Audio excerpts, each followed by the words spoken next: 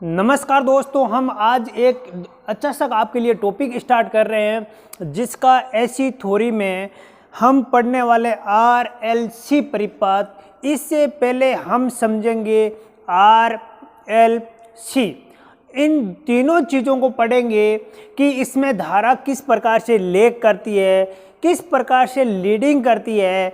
इन सारी डिटेल्स को हम इस वीडियो में पढ़ने वाले हैं। तो सभी दोस्त मेरे इस क्लास को देख के, जो भी कंपटीशन की तैयारी कर रहा है वे भी इस बच्चे देखे, और इसी के साथ साथ में जो भी बंदा IT की तैयारी कर रहा है, IT के प्लस उसका में इलेक्ट्रिशियन की तैयारी कर रहा है, ये भी आप ये क्लास आपके बहुत अच्छी हेल्प करेगी। मैं आप लोगों को बता देता हूं कि आपका जो ये होता है R और यहाँ L, ये C। आप लोग कहते हो कि R का मतलब होता है प्रतिरोध और L का मतलब होता है आपका प्रेरण और C का मतलब होता है संधारित्र। इसको आप बोलते हो प्रतिरोध। मैं हिंदी में भी लिख रहा हूं, इंग्लिश में भी बताऊंगा। इसको बोलते हो आप प्रेरण और इसको बोलते हैं संधारित्र।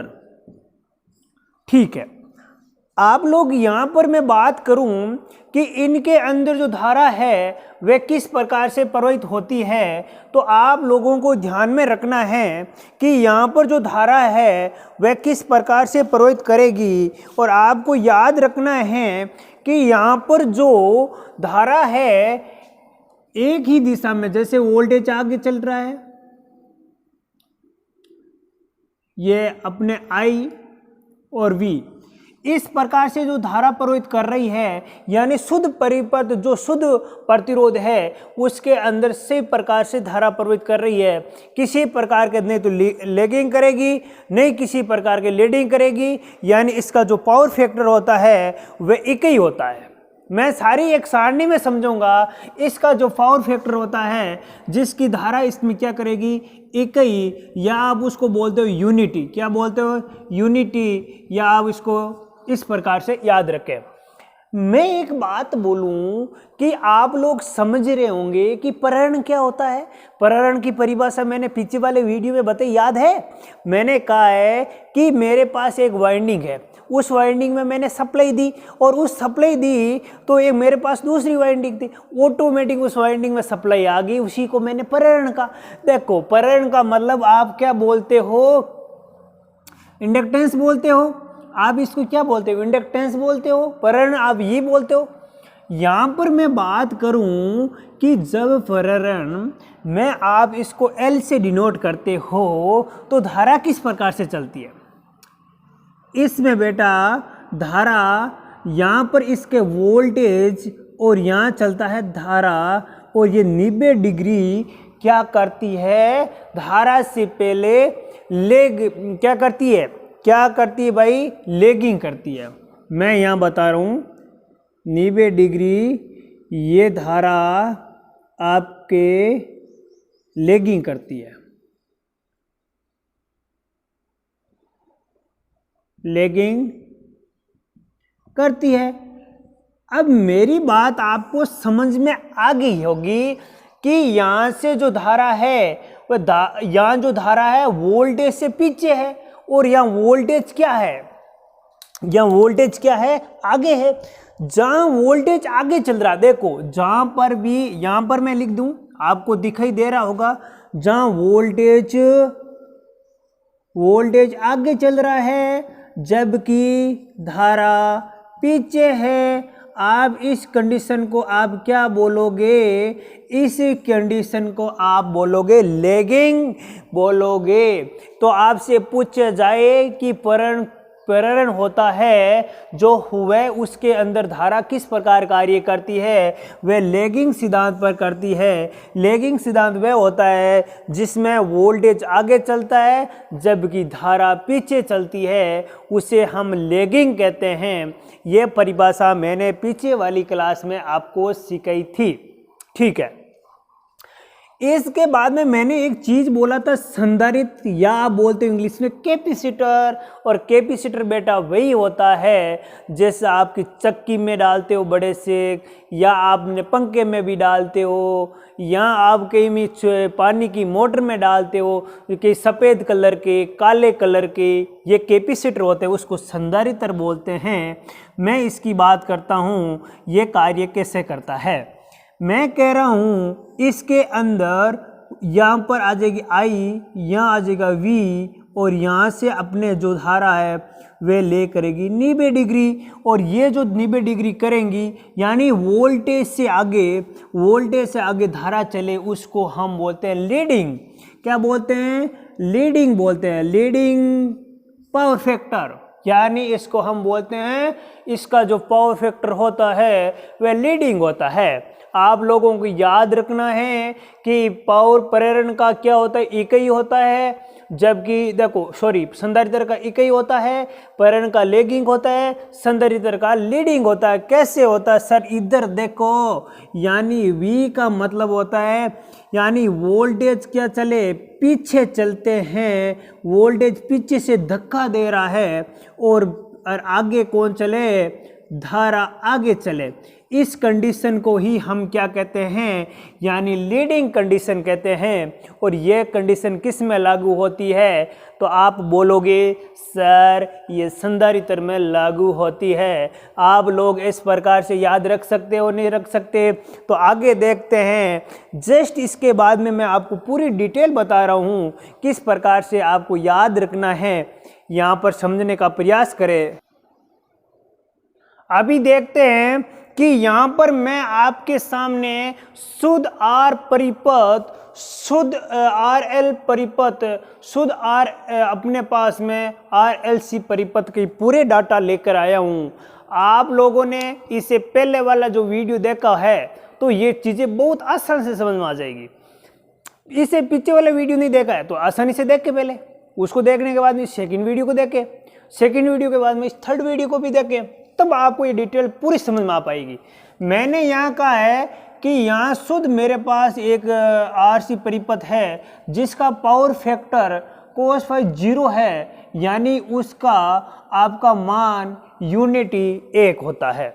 आपसे पूछा जाए कि शुद्ध अपने पार परिपथ प्रतिरोध परिपथ है तो उसका जो यूनिटी अपने जो पावर फैक्टर होता है जिसका मान यूनिटी 1 होता है, या उसको यूनिटी बोला जाए या इकाई बोला जाए, ठीक है।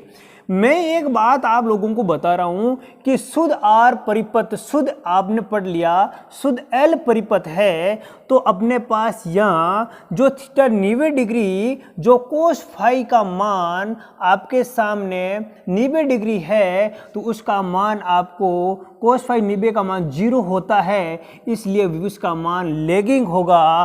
तो कहने का मतलब है एल परिपथ होता है, प्रेरण होता है, वे लैगिंग होता है। मैंने इसमें भी बताया वीडियो में सबसे पहले, तो आपको पता चल चुका है कि इसका जो आर का परिपथ मान यूनिटी यानी इकाई होता है, पावर फैक्टर का मान, इसका पावर फैक्टर का मान लैगिंग होता है। जबकि आर अपने शुद्ध कैपेसिटर की बात करें यानी संधारित्र की बात करें तो उसका जो पावर फैक्टर का मान लीडिंग होता है, यानी उस cos फाई मान 90 डिग्री और cos फाई 90 का मान 0 होता है, इसलिए इसको मान क्या होता है, लीडिंग होता है। अब मेरी बात समझे कि सर आर एल परिपथ, आर हमने पढ़ लिया, आर पढ़ लिया, एल पढ़ लिया, आर सी पढ़ लिया, यहाँ आर एल परिपथ पढ़ रहे हैं। आर एल परिपथ में देखो यहाँ 0 से 90 डिग्री जो कोण का मान है उसमें कोस फाई के में लैगिंग होगा। यानी आप लोगों को मैं बता देता हूँ कि यहाँ आर एल परिपथ में बात कर रहा हूँ, ये मैं आर एल परिपथ की बात कर रहा हूँ।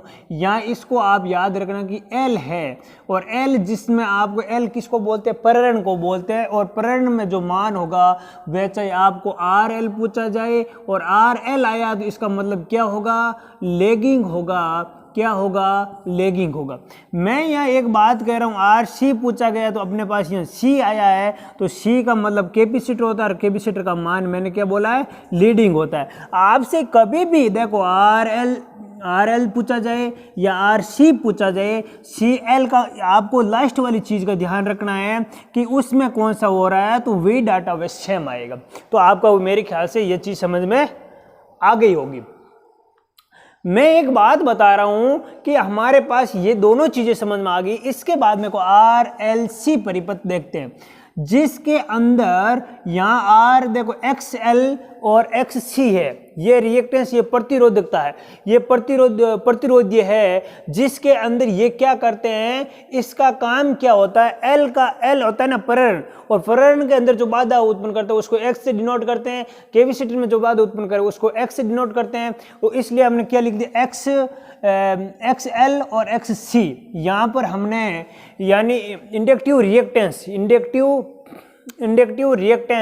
इसको बोलते हैं, और इंडक्टिव कैपेसिटिव रिएक्टेंस बोलते हैं। ये कैपेसिटिव रिएक्टेंस और इंडक्टिव रिएक्टेंस, कैपेसिटिव रिएक्टेंस से बड़ा इंडक्टिव रिएक्टेंस है, तो इसका हमारा जो परिणीय मान होगा यानी उसके परिपथ का मान लैगिंग होगा। जो बड़ा होता है उसका मान माना जाता है, उसका जो बड़ा होता है उसी का मान लिखा जाएगा आर एल सी के अंदर। बेटा याद रख लेना आराम से। मैं बात कर रहा हूँ कि आर एल यानी आर एल और आर एल से बड़ा आर सी है, सॉरी एक्स एल से एक्स सी बड़ा है, यानी रिएक्टिव इंडक्टेंस और रिएक्टिव कैपेसिटेंस बड़ा है, तो उसका मान लीडिंग होगा। मैं कहता हूँ रिएक्टिव इंडक्टेंस और रिएक्टिव कैपेसिटेंस का मान बराबर होता है, तो प्रतिरोधीय परिपथ का गुणांक एक ही होता है। यानी एक चीज़ ध्यान रखना कि एक बात तो यह रखना कि आर होता है